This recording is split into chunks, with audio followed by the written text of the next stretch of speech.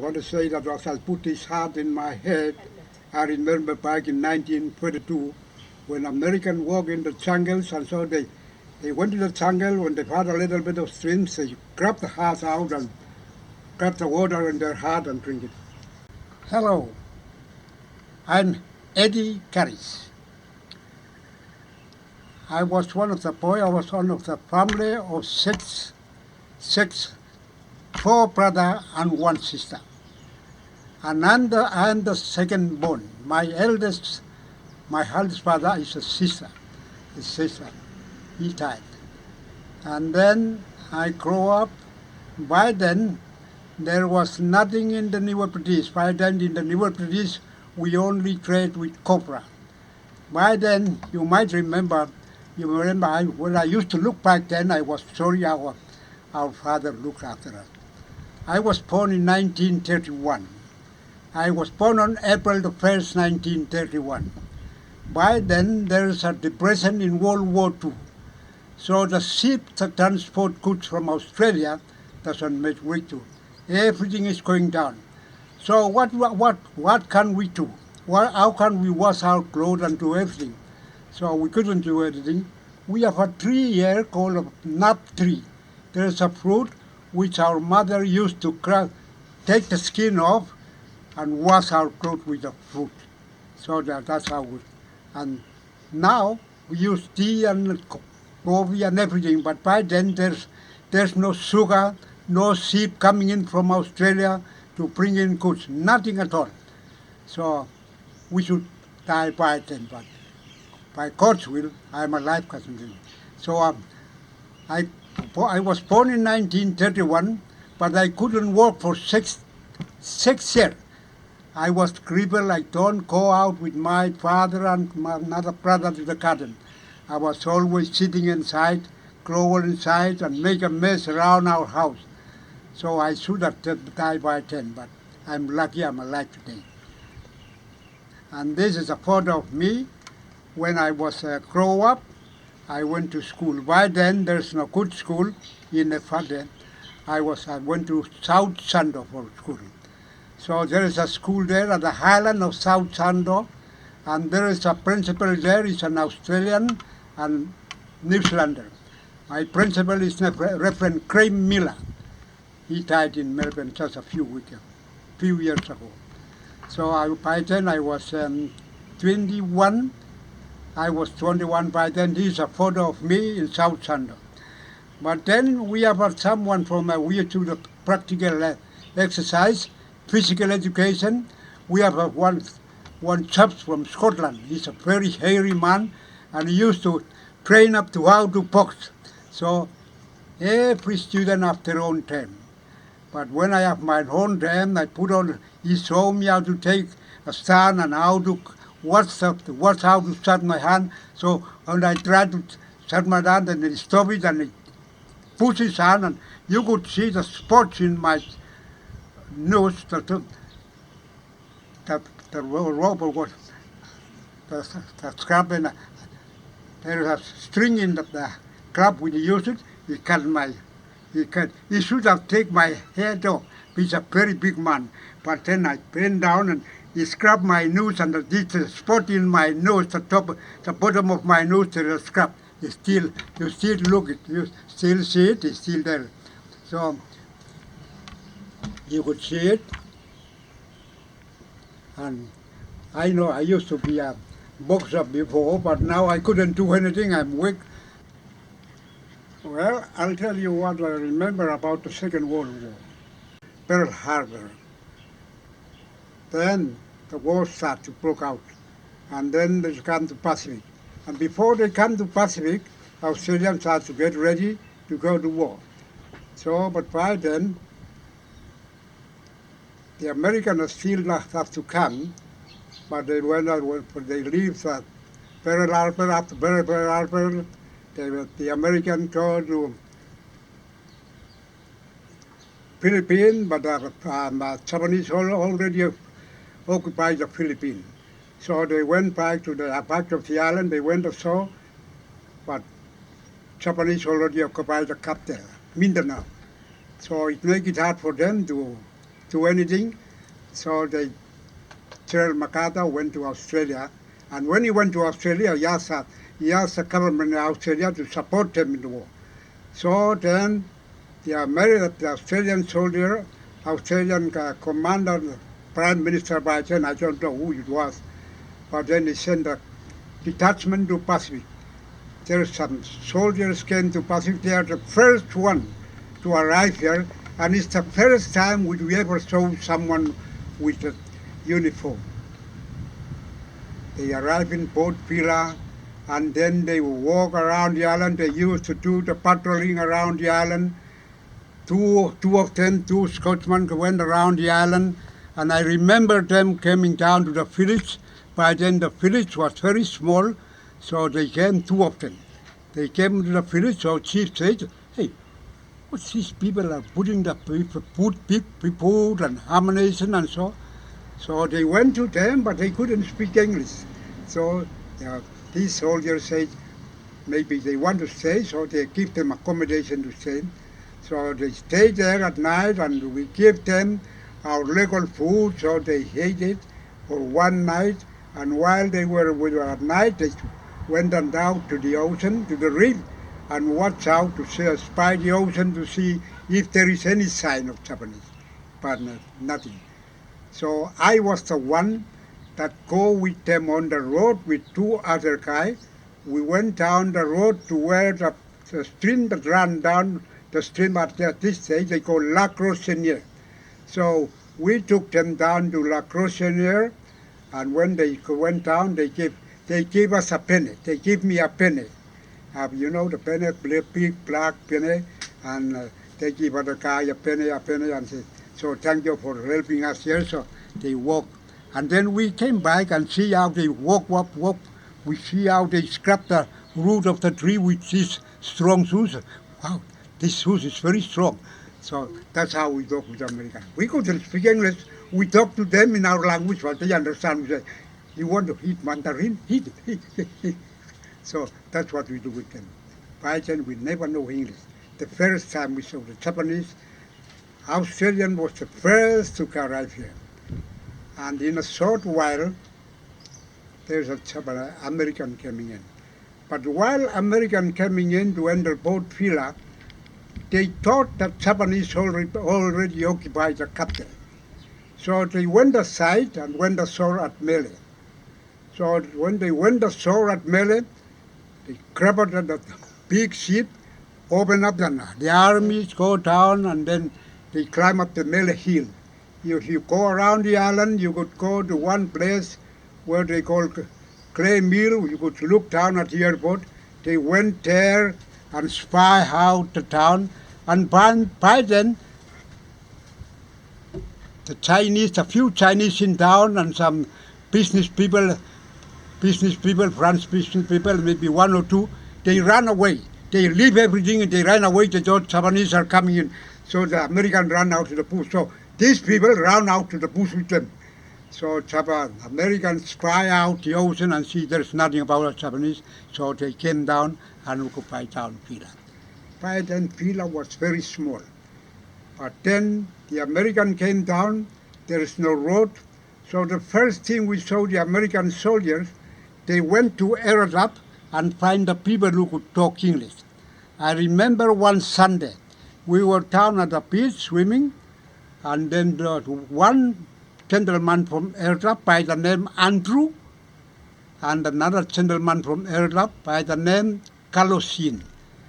They speak a little bit of English because they went to the school which I said I went to. So they speak a little bit of English. So they came in with American, maybe about 200 or 300. They came with all their belongings and carried their tent. They came and we went down the beach, and when they came around, they do the marching.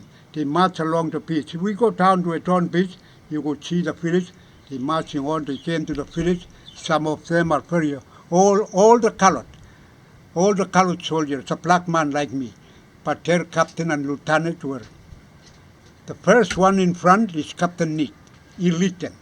The second captain, they came by section. One of the lieutenants looked after the second. The other, they came with their ammunition, the big gun, they went and settled down at the river, which is at this time they call it Thorn Beach. That is where they settled down. They settled down there, and they look after them. And we went down and see them out after lunch, and now they swim. And when they after lunch, there's a bugle that goes like that to call them to come to lunch. In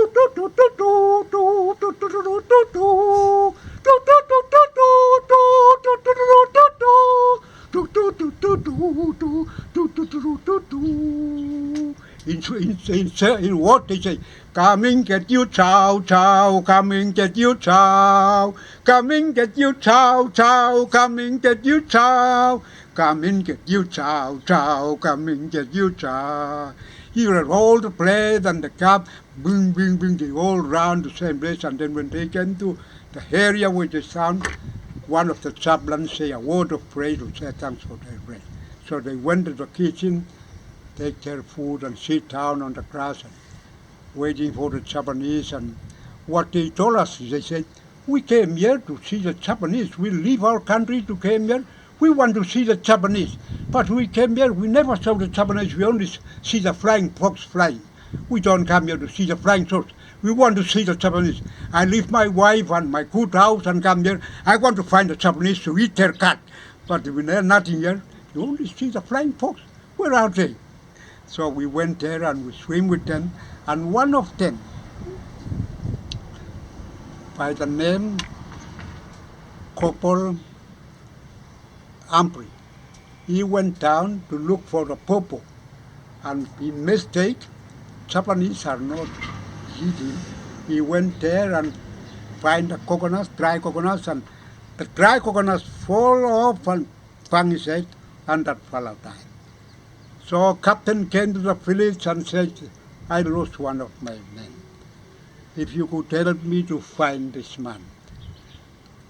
All the people and the Americans go around, look for him. There is one gentleman by the name Jimmy. He's from Torres Island, but he lived here all his life. So he went there and find the man. But about 3 days old, he came and talked to the one man who knows a little bit of English by the name Ari Kalangis. He said in Pisrama, he goes like this, me find him one man, I take finish. I find that man, he already died. Oh. Then Ari talked to the captain, this chap find that man, but he's already died. So captain called all the army with their ammunition, they told the Japanese. They went down, they went over the stream, they went there and said, it's a long way, east side there. So captain said, tell the soldiers to go around the jungle, and they go around the jungle and ready, that Japanese might be there. They came around and then they went there, and that man is already died. So they asked the doctor, they take the stretcher, shovel it up, put it on the coffin and take it back. So that's how this man died here. He was there, and when he died, one day I went to scrap for the corporal, then I find some of his teeth and everything there. And then when they leave, they leave some of their ammunition here. When they leave, they went to Solomon Island, but they couldn't carry everything home. So some of their ammunition were here. So they went to my coconut plantation and took the hole and buried. Maybe they buried some of the stuff. So they buried, and I could remember a place where they buried. So, but when they leave, we have British certification by the name Mr. Siko said, don't touch anything that they leave behind, it might explode. So they leave it there. Now the grass are growing up, so I don't know if they're still there or not. But then in Manura, the church about before that, they buried this, and then the white American live at Manura Point. By Manura Point, they have two big cannon. And one day they asked the people to go and see how the army exercise to see. They send a truck here to pick up the local people from this village. There are two drivers who drove the truck here. One is Wilson one is Hantu.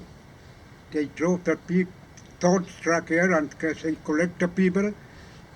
Captain wants you to come and see if how the Japanese came, and if we shoot with that cannon, you will see how we shoot with that cannon. So we, as a children, we went with our father and mother. While we went there, they all make ready like if a Japanese is coming. So the watchman on top, they had a big tower on top, the watchman will pretend that the Japanese is coming. So while we went there, they have one of their doctor, Red Cross, put cotton in our hair. Put cotton in every hair. And see that he told us, don't be panicked. We'll hack as if Japanese is coming. So Captain shout. The watchman is shouting on top with a loudspeaker, stand by! The Japanese warship is coming. So they all ran to the bird. Some of them ran with the the big cannon, throw it there, and said, ready, fire! When he fired, every leaf of the tree fire, we saw the bullet flying over the ocean. It flew to there where we could the horizon, where we could see something that red. And then they shoot with the other. And there's a place here they call Patricel. American call it Patricel. And the other cannon there, at the where the page where you turn to the harbor of Port Vila, they call Patrilap. And what they tell us is that if enemy come, we are the one that Patricel is that we must shoot him. And Patrilap, we ring them and say, we already caught them. So the cannon, they already take it out. I went to Solomon Islands, I went to New Caledonia in 2013, and I was surprised to see that cannon was still there at New Caledonia. That cannon is still stand at New Caledonia. I went there and they took a photo of me with one of the lady stand at that cannon. I remember when they finished, they went to Caledonia, so they left that cannon at New Caledonia. But this time, if we could go down there, you could see where they dig and put the cement and put the bark and the cannon. It's the third place where they put the cannon is still there. While they were there, they are all colored soldiers. But they have their officers, white color. Their captain is Captain Neat. Captain Neat. Captain Neat, I thought he must have died now. And then Lieutenant Montgomery. And then Major Cox. And then Major Cox, Major Crosby, and then Major Cox. They are all white caliber. They are the one who they give them order to do this and that and that. But while they take these colored soldiers from America and come here, some of them are not trained to be a soldiers. So every morning, all these captains take one section here and the other section here, and they teach them how to run to the foxhole and so and so. And then they jump to that foxhole, they taught them. And some of them would say, go crazy, this captain treat them. They used to punch them and kick their bloody ass. They treat them, but they all say that, well, they just tell us that they treat us like this, but if Japanese come, we'll shoot this captain first before we shoot the Japanese. That's what they told this captain do. Well, you know, by then, we never saw a plane, something like pitching, something. When one of the plane leaves the Cornhill boat, there's a Cornhill here, he fly around the island, and he fly around the island, every people, men, women, and children go down and, oh, look. And then the pilot drop down, the one fly out very low, and there is an oak tree stand in front. He look at the people and wave at them, but he took the oak tree. He hit the top of the oak tree, and the plane caught on fire. So he caught on fire and fly and drop down, and the engine broke, and then one died. But the other is alive, but he's very slight, and he hit was blood. Then the older people ran to where the plane was. They went there, the fire is still going on, the other is still inside the bush with a fly around him, and the other that could crawl will crawl to the road, and then the lieutenant from the other one who came, and they asked him, what's happened with the Henson? He said, no, the Henson is not wrong, but we do the fucking law. So what I just want to drink a water. So there is one gentleman from a Pau village by the name of Eddy Karis, took the leaf. I'll show you the leaf later on. He took the leaf to the stream running by, grabbed the leaf with the leaf, and give the pilot to drink. So he drink it. So that's what happened to that plane. That's what happened. So every place that the plane flies, there are many bullets and every empty bomb and something. So they asked them to go and destroy there. Let's go and destroy every bomb and leave the rotten there. So it was there until one day someone from Port Vila came and took it. And if you went down to Bowerfield, you could see the plane still stand up there at the hangar. It's still there. That plane, they got it from above. Well, that gentleman who carried the leaf from Vandana's leaf and gave him to drink, after the plane and they destroy everything, the officer come and see that there no explosive, so that the old man asked the petrol tank. He said, what do you do with the petrol tank? He said, I want to put in a stream to wash my clothes. And that petrol tank is still there now. They still use that petrol tank. Just near us where we live here in the town, there is a big bay at Purari. That big bay, there is an American there, a lot of Americans there. But some of them are on the hill. So this flying boat came to drop the mail. He's a mail, he used to carry the mail. So when he came here to go down, but at the sea is a little bit swabby. So when he went down, he grabbed and then the wave came and turned the plane upside down. So pilot break the glass and sit on the bottom of the plane and the sea carried him to the shore. The plane was still there, but I don't know now, maybe the water always wraps sometimes, maybe the sea. But I could show you where the plane crashed. We could go down and say, yes, the pilot swam ashore is very tight, so he came ashore. So the soldiers went there and take him and treat him at that. They have a Red Cross there where they look after the treat him, then they sent him back to Australia, America. So that's what I remember about the plane crash. After the soldier leaves the country and go back, the war is finished, but all the ammunition and the empty cell are there. There's a gentleman there by the name Monsieur Marinas, because he's a French. He paid for the Cobra and he paid for the empty cell of the bullet which they use and some live bullet. He paid for it and sent it to Australia. We don't know what he said, but he'll send it to Australia so they can melt it. So he went around the island and bay, made every lady, and he paid for this. He paid a few shillings for it, maybe 2 shillings, 3 shillings if you have one bag of shell and whatsoever. And then he paid Coca-Cola, bottle of Coca-Cola, American Coca-Cola. They make a big blue bottle with Coca-Cola. He paid for all this empty bottle. So he paid it and sent it to Australia to, I don't know what, but he might send it to Australia to melt it and make it into another ammunition for some war. I don't know, Mr. Marinas. Well, at Purari, there is more group there, more American soldiers there by the side of the river. Their Mitza is Mitza Ross McNeil. And they fought, army which they fought in the Philippines, they get 10 Japanese prisoners. They caught them, found them and bring it here to look after them at Purari.